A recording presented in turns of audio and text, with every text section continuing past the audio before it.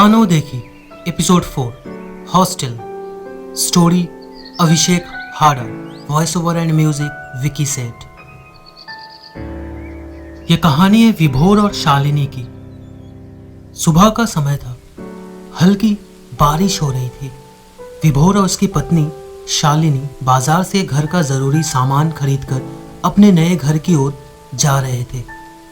शालिनी बोली, विभोर उस तरफ से चलो ना, तुम्हारी कॉलेज और हॉस्टल भी उसी तरफ पड़ता है ना, मुझे भी देखना है। विभोर ने कहा, नहीं, वो हॉस्टल भूतिया है। जब मैं वहां रहता था तब मुझे ये सब बातें पता नहीं थी।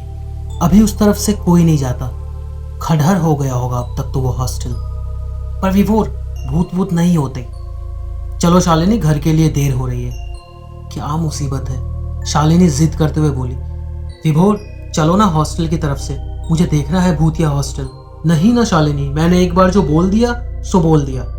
दोनों घर लौट आए। बाहर बारिश शुरू हो गई।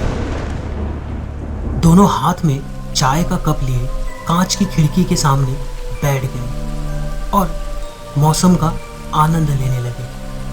तभी शालिनी ने कहा, अच्छा कहानी तो सुना दो इस हॉस्टल के भूतिया बनने की। तुम भी ना शालिनी, विभोर ने कहना शुरू किया। कुछ लड़कों ने एक लड़की को वहां ले जाकर उसके साथ जबरदस्ती की थी, उसका बलात्कार किया था। तभी शालिनी की नजर कांच की खिड़की पर पड़ी। बारिश की बूंदें खिड़की के दरवाजे पर लगे कांच पर बह रही थी और उन्हीं बूंदों के बहने से ही वहां कांच पर एक नाम बन गया था, अंकिता। अंकिता अचानक से शालिनी के मुंह से निकल पड़ा। उस लड़की का नाम अंकिता ही तो था, तुम्हें कैसे पता? शालिनी ने खिड़की के कांच की ओर इशारा करते हुए कहा, वो वहां लिखा हुआ है। विभोर और शालिनी उस कांच को देख ही रहे थे कि तभी एक हल्की सी परछाई उस कांच पर बन गई, जैसे बारिश की बूंदें एक ही जगह पर जमकर उस परछाई को बना रही है। कांच उसी परछाई के बीच से धड़क गई और कांच का एक टुकड़ा विभोर के दाहिने हाथ में चुभ गया। कांच टूटने के साथ ही एक लड़की की सिसकियां पूरे घर में गूंजने लगी। शालिनी और विभोर जहां बैठे हुए थे उसके ठीक सामने की दीवार पर अचानक से बारिश की बूंदें खिड़की की ओर से खींचने लगी। जैसे चुंबक लोहे को खींचता है, ठीक वैसे ही बारिश की बूंदें उस दीवार की ओर खींच रही थी, जैसे पानी को खींचने वाला कोई अदृश्य चुंबक वहां हो। उन बूंदों के वहां जमा होने से एक बार फिर एक लड़की की आकृति बन गई। उसी परछाई से आवाज आई, हाँ शालिनी, उस हॉस्टल में एक मॉनसून आया था। बहुत बारिश हुई थी, बाढ़ भी आई थी।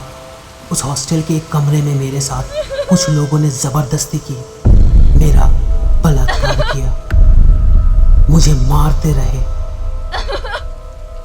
और जब मेरे शरीर में थोड़ी सी सांसें बची थी तब उन लड़कों में से एक ने मुझे तीसरी मंजिल से नीचे फेंक दिया था।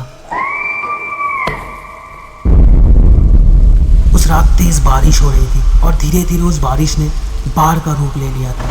किसी को लगा ही नहीं कि मैं डूबकर नहीं मरी, बल्कि कुछ हैवानों की हवस की जहर से मरी थी। जानती हो किसने धक्का दिया था? इतना कहकर वो आवाज लुप्त हो गई। बारिश भी रुक गई थी। अगले ही दिन अपने तीसरे मंजिल फ्लैट की छत से विभोर नीचे जा गिरा।